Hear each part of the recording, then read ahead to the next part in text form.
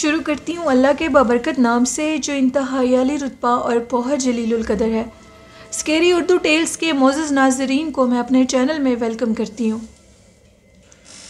आज की खौफनाक कहानी आबिद ने शेयर की है। आबिद जो कि इस्लामाबाद में रहते हैं। आबिद कहते हैं कि ये स्टोरी मेरे साथ तब पेश आई जब मैं सेकंड ईयर का स्टूडेंट था। हम लोगों के घर के पास एक नहर थी और उस नहर के ऊपर मशहूर था कि एक बाबा आकर बैठा करता था और वो बाबा खौफनाक कहानियाँ सुनाया करता था। वैसे वो बाबा कब्रिस्तान के अंदर रहा करता था। उसको सब बचपन से देखते आ रहे थे। हम लोगों को छुट्टी थी और हम लोग 4 से 5 दोस्त हमेशा उसके पास जाकर कहानियाँ सुना करते थे। हम लोगों का एक और दोस्त जो कि आउट ऑफ सिटी से आया हुआ था, यानी हम लोगों के शहर में नहीं रहता था, वो हम लोगों को मिलने के लिए आया हुआ था। उसको भी हमने ये सारी बातें बताई। हम लोग इकट्ठे बैठे बातें कर रहे थे तो हमने अपने दोस्त को बताया कि इधर एक बाबा हैं जो कि खौफनाक कहानियाँ सुनाते हैं और अक्सर लोग उनकी कहानियाँ सुनकर बहुत खुश होते हैं, उनका बहुत ज़्यादा दिल लगता है। तो वो कहते हैं कि हम लोगों ने सोचा कि हम भी चाहकर उनकी वो कहानियाँ सुने और अपने दोस्त को भी सुनाएं। हम लोगों के दोस्त ने कहा कि मैं बिल्कुल भी जिन्नात पे यकीन नहीं करता, कोई जिन्नात वगैरह नहीं होते, ये किस दुनिया की बातें कर रहे हो। लेकिन मैं आपको इतना बताऊं कि साइंस जितनी भी आगे बढ़ जाए वो कुरान पाक से आगे नहीं बढ़ सकती। कुरान पाक में अल्लाह पाक ने इन चीज़ों के मुतालिक बताया है और उनका जिक्र बार बार किया है। हम लोगों की नहर पे एक और भी वाक़या पेश आता है, वो मैं आपको इस स्टोरी के बाद बताऊंगा। उन्होंने बताया कि हम लोग इकट्ठे हुए और उस बाबा के पास स्टोरी सुनने के लिए चले गए, जो कि हमारे घर से काफ़ी दूर कब्रिस्तान है, जहाँ पर वो अब रात के टाइम बैठा करते थे। दिन में वो बाहर नहर पर आकर बैठा करते थे। हमने कहा कि शदीद सर्दी है और हम लोग काफ़ी इंजॉय करेंगे, तो हम लोग उनके पास जाकर स्टोरी सुनते हैं। जैसे ही हम उनके पास गए तो उन्होंने आग जलाई हुई थी और वो आग पर बैठे हाथ सेक रहे थे। करीब ही उनकी झोंपड़ी थी। झोंपड़ी के अंदर उनका एक बड़ा सा ब्लैंकेट कंबल पड़ा होता था, जो अक्सर लोग उनको देखते थे, जो कि मतलब बुज़ुर्ग लोगों पे, फ़कीर लोगों पे वो लोग तरस खा कर चीज़ दे देते हैं। इसी तरह उनका बिस्तर लगा था। लेकिन सबसे बड़ी बात मैं आप लोगों को ये बताऊं कि उनका बिस्तर हमेशा साफ़ सुथरा हुआ करता था, कभी उनसे स्मेल नहीं आई थी। वो अपनी सफाई का ख़ास ख्याल रखते थे। हम लोग उनके पास चले गए। कब्रिस्तान के करीब ही उनकी झोंपड़ी थी और वो सारा दिन कब्रिस्तान का भी ख्याल रखते थे और उसके अलावा वो लोगों को कहानियाँ सुनाते थे। बाबा जी ने हमें एक खौफनाक कहानी सुनाई और वो खौफनाक कहानी इस तरह थी कि वो कहते थे कि कब्रिस्तान में मैं बहुत ज़्यादा खौफनाक चीज़ें देखता हूँ और वो मगरिब से कुछ देर पहले आना शुरू हो जाती हैं। उनका टाइम मगरिब से पहले शुरू हो जाता है और वो अगर मगरिब के टाइम कोई कब्रिस्तान में आए और उसने हिसार ना किया हो तो वो उनको नज़र भी आती हैं और बाकायदा तौर पर नुकसान भी देती हैं। बाबा जी कहते हैं कि मेरी जवानी में ये वाक़या मेरे साथ पेश आया था कि जब मैं बिल्कुल यंग था, मैं इस फील्ड में आ चुका था। मैं अपने घर से, अपने घर वालों को छोड़कर बहुत दूर आ चुका था और उसके बाद काफ़ी अर्सा मैं दाता साहब के दरबार पर भी रहा। उसके बाद मैंने इस्लामाबाद का रुख किया और फिर मैं कहीं नहीं जा सका और अब तक उनकी उम्र उस टाइम 70 साल के करीब थी। मैं उन्हीं के यानी उसी कब्रिस्तान में रुका। वक्त गुजरता गया तो मैंने एक दफ़ा कब्रिस्तान में देखा कि एक अजीबो गरीब मखलूक है जो कि किसी जानवर की तरह हवा में उड़ता हुआ आगे की तरफ जा रहा है, लेकिन उसका जो जिस्म है वो इंसानी शेप में है। उस चीज़ को देखकर मैं बहुत ज़्यादा डर गया और वो कब्रों के ऊपर किसी कैंगरू की तरह फलांगता हुआ आगे की तरफ जा रहा था और उसका आधा जिस्म हवा में उड़ रहा था। ये सारा मंजर देखकर मैं डर गया और जल्दी से कब्रिस्तान से बाहर निकल गया। अब ये वाक़या सुनते हुए हमें रात हो गई और मेरा जो दोस्त जो दूसरे शहर से आया था उसने कहा कि आज की रात बाबा जी की झोंपड़ी में गुजारेंगे। मैंने कहा कि बाबा जी को तंग नहीं करना चाहिए, वो कहाँ सोएंगे। उन्होंने कहा तुम लोग बेफिक्र होकर मेरी झोंपड़ी के अंदर चले जाओ और इस कंबल के अंदर घुस जाओ, सर्दी बहुत शदीद है। मैंने झोंपड़ी के बाहर आग लगा दी है, तुम लोगों को कोई नुकसान नहीं होगा और मैं कब्रिस्तान के साथ ही कमरा है उसमें जाकर सो जाऊंगा।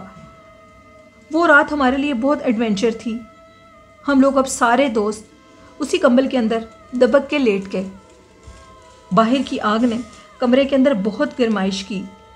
हम उसको कमरा ही कह सकते थे, उनकी झोंपड़ी उनके लिए एक कमरा ही था। जैसे ही टाइम 3:30 बजे का हुआ तो अचानक से कब्रिस्तान के अंदर से दिल दहला देने वाली आवाज़ आई। आवाज़ इतनी खौफनाक थी, इस तरह के जैसे किसी की जान निकल रही हो, किसी पर मौत का अजाब नाजिल हुआ हो, किसी की कोई जान निकाल रहा हो। आवाज़ दर्दनाक थी। उस आवाज़ के खौफ से मेरे दोस्तों की भी आंख खुल गई और उन्होंने जब वो आवाज़ सुनी तो सब दहल के रह गए और ये कहने लगे कि हमें बाबा जी के पास जाना चाहिए, हमें बहुत डर लग रहा है। हम लोग उस आवाज़ की जो खौफनाक और जो वहशत थी, खौफनाकियत थी और जो वहशत थी, वो बर्दाश्त नहीं कर पा रहे थे और हम लोग इकट्ठे उठे और बाबा जी की तरफ जाने लगे। बाबा जी का कमरा चूँकि कब्रिस्तान के अंदर था, उनके पास जाने के लिए हमें कब्रिस्तान के अंदर जाना था। हम लोग जैसे ही कब्रिस्तान के अंदर दाखिल हुए तो वो मंज़र बहुत वहशतनाक था। हम लोगों ने क्या देखा कि एक इंसान जो कि कब्र के ऊपर है और उसके नीचे वाला धड़ कटा हुआ है और वो इंतहाई दर्द की हालत में कर्रा रहा है और हमें देखकर ये कहना चाह रहा है कि मेरी मदद करो, मैं बहुत तकलीफ़ में हूँ। हमने जब उसको देखा तो चीखें मारते हुए बाबा जी के कमरे की तरफ भागे। हमें अपनी जूतियों की, अपनी चीज़ों की, जो हम लोगों ने हाथ में लाइट वाली चीज़ पकड़ी थी, उसका कुछ होश नहीं था और हम लोग वहाँ से भागे और बाबा जी के दरवाजे पे गिरे जाकर। बाबा जी ने फ़ौरन दरवाज़ा खोला और ये कहा कि तुम लोग कब्रिस्तान के अंदर इतनी रात को क्या करने के लिए आए हो। हमने कहा कि हमने एक खौफनाक चीख की आवाज़ सुनी थी, एक दर्द भरी आवाज़ सुनी थी और उस आवाज़ के खौफ की वजह से हम आपके पास कब्रिस्तान में आ रहे थे। जैसे ही हम कब्रिस्तान के अंदर दाखिल हुए तो हमें एक वहशतनाक मंजर नज़र आया। एक इंसान नज़र आया जिसके नीचे वाला धड़ गायब था और वो कब्र के ऊपर सिसकियाँ ले रहा था। हम बहुत ज़्यादा डर गए और आपकी तरफ भागे। बाबा जी ने कहा कि शुक्र करो तुम लोग बच गए हो, वो इंसान नहीं था, वो एक जिन था और तुम लोगों को बहका रहा था, तुम लोगों को अपने जाल में फंसाकर अपने करीब लाना चाहता था ताकि तुम उसकी मदद करो और वो तुम लोगों के ऊपर हावी हो जाए। शुक्र करो कि तुम लोग बच गए हो। ये बात सुनकर हम लोगों के रोंगटे खड़े हो गए। हम लोगों ने कहा कि अब हम झोंपड़ी में आपके अलावा बिल्कुल भी नहीं जाएंगे। बाबा जी का वो छोटा सा कमरा जहाँ एक छोटी सी चारपाई बिछी थी, हम लोगों ने वो रात वहीं गुजारी। जैसी फजर की अजानें हुई हम लोगों ने शुक्र अदा किया और कहा कि बाबा जी अब हमें यहाँ से निकलना चाहिए या नहीं। उन्होंने कहा कि अब तुम लोग इधर से निकल जाओ और आइंदा याद रखना कभी भी झोंपड़ी में आकर मेरे से कहानी मत सुनना। आज तो तुमने ये खौफनाक आवाज़ और ये मंजर देखा, उसके बाद तुम और भी बहुत कुछ देख सकते हो। मैं जब भी तुम लोगों के पास नहर पर आऊँ तो तुम लोग मुझसे कहानियाँ सुन सकते हो। दोबारा मेरी झोंपड़ी में आने की गलती ना करना। मैंने तुम लोगों को इसलिए नहीं रोका था कि तुम लोग कहीं बुरा ना मान जाओ। फिर इस तरह कई साल हम बाबा जी से कहानियाँ सुनते रहे और बिल आखिर वो कहते हैं कि 2010 में उनकी डेथ हो गई। हम उनको आज तक याद करते हैं, हम उनको कभी भी फरामोश नहीं कर सकते। वो कौन थे, वो कहाँ से आए थे, वो जो भी कहानी सुनाते थे हम उस पर यकीन करते थे। और हकीकत में उनकी फ़ौत होने के बाद कब्रिस्तान के अंदर बहुत से लोगों ने उनको देखा। उनके जो बाकी लोग थे, जो गोरकन दोबारा उधर आया था उनके बाद, उसके मुताबिक उन्होंने कहा कि हमने बहुत दफ़ा बाबा जी को कब्रिस्तान के अंदर देखा है और वो मगरिब के बाद अक्सर लोगों को नज़र आते हैं और ये कहते हैं कि कब्रिस्तान में मगरिब के बाद मत आना। कुछ लोगों के मुताबिक वहाँ पर एक बेरी का बहुत बड़ा दरख्त है और कहा जाता है कि उस दरख्त के ऊपर भी आसेब है। कई लोगों को बाबा जी ने उस बेरी के दरख्त से भी जाने से रोका है। वो अल्लाह के बंदे हैं और अब तक अल्लाह के बंदों की मदद कर रहे हैं और उनको मुसीबत के रास्ते से बचाते हैं। और उन्होंने ये बताया कि हम लोगों के घर के बाद पास जो नहर है, कहा जाता है कि उस नहर के ऊपर भी एक उड़ने वाली चुड़ैल का बसेरा है जो आधी रात के टाइम नहर पर नज़र आती है और लोग उसको देखकर खौफज़दा हो जाते हैं। मैंने आज तक उस चीज़ को अपनी आंखों से नहीं देखा। बाबा जी के उस वाक़ये के बाद मेरे में हिम्मत ही नहीं पैदा हुई कि मैं कभी भी इन चीज़ों का एक्सपेरिमेंट करूं या किसी को बताऊं और वो एक्सपेरिमेंट करने के लिए आए कि ये सच है या झूठ। हम लोग बाशऊर हैं और कुरान पाक पर मुकम्मल यकीन रखते हैं। अल्लाह पाक की वो किताब है जो उन्होंने हज़ूर पाक सल्लल्लाहु अलैहि वसल्लम पर नाजिल फरमाई, उसमें लिखा एक एक लफ्ज़ बरहक और सच है। पूरी सूरत जिन उतारी गई जिसमें जन्नात का जिक्र किया गया और कहा गया कि इनको झूठ मत समझो, ये भी अल्लाह की एक मखलूक है जो कि हमसे पहले दुनिया पे आए, उन्होंने हुक्मरानी की। और ये अलग बात है कि वो कहते हैं कि जब इंसान आ गए तो इंसानों में और इनके दरमियान जंग होने लगी कि इंसान इनकी जगहों पे चले जाते थे, ये इंसानों की जगह पे चले जाते थे। फिर इसी चक्कर में एक दूसरे को भगाने की सूरत में आज तक वो एक दूसरे को हम लोग नुकसान दे रहे हैं। और ये कहानी थी जो कि इस्लामाबाद से उन्होंने शेयर की। बहुत शुक्रिया आपका। देंगे उन्होंने ये भी मुझे बताया कि वो जो चीज़ नहर पर उनको नज़र आती है उसको कई लोगों ने देखा है और उसकी गवाही कई लोगों ने दी है। वो आधी रात के टाइम नमूदार होती है और नहर के ऊपर बाकायदा तौर पर उड़ती हुई नज़र आती है, उसको देखा गया है। लिसनर्स, ये स्टोरीज़ बिल्कुल सच होती हैं। बहुत से लोग बिना सोचे समझे इन कहानियों को झूठ कह देते हैं, मनगढ़ंत कह देते हैं। कुछ लोग ये कह देते हैं कि फ़लाँ के चैनल से इस स्टोरी को सुना गया तो आगे शेयर किया गया। तो ऐसा कुछ नहीं है। मैंने कभी किसी का चैनल विज़िट नहीं किया और मेरे पास जो स्टोरीज़ आती हैं मैं वही सुनाती हूँ। अब कुछ लिसनर्स हैं जो कि बाकी चैनल्स पे भी स्टोरीज़ देते हैं, उस बाकी चैनल्स को भी विज़िट करते हैं। तो इसका ये मतलब नहीं है कि हम लोग बाकी चैनल्स की स्टोरीज़ सुनकर दे रहे हैं। तो व्यूअर्स सारे चैनल्स को विज़िट करते हैं, उनका हक बनता है, जिसको वो पसंद करते हैं उसको वो सुन सकते हैं। और एक शॉर्ट सा वाक़या शेयर करूँगी आपके साथ जो कि सरगोदा का है। और इमरान कहते हैं कि फैसलाबाद रोड मैं आपको कई दफ़ा बता चुका हूँ और लाहौर रोड बहुत ज़्यादा वज़नी भारी रोड है। इधर भी कहते हैं कि एक चुड़ैल का बसेरा है जो कि आधी रात के टाइम नमूदार होती है और ये बिल्कुल हकीकत है। 80 से 90 साल गुजर चुके हैं इस बात को, अपने बड़े बुज़ुर्गों से भी सुनते आए हैं और ख़ुद तो नहीं देखा, लेकिन मेरे जो वालिद साहब हैं इमरान कहते हैं कि उन्होंने इस चीज़ को देखा है। वो जब ड्राइविंग करते थे तो उन्होंने कहा मैं एक दफ़ा कुछ पैसेंजर्स थे मेरे साथ, उनको मैंने छोड़ा और उसके बाद मैं घर की तरफ आ रहा था। तो वो लाहौर रोड था जो कि फैसलाबाद और लाहौर रोड आपस में लिंक करते हैं। उधर मैंने एक औरत को देखा जो कि आधी रात के टाइम रोड पे खड़ी थी और जैसी गाड़ी उसके करीब जा रही थी उसकी हाइट बढ़ती जा रही थी, उसकी हाइट में इजाफा हो रहा था और वो अब मेरे देखते देखते बिल्कुल रोड के दरमियान में आ गई थी ताकि मैं ब्रेक लगाऊं और वो मुझे नुकसान दे सके।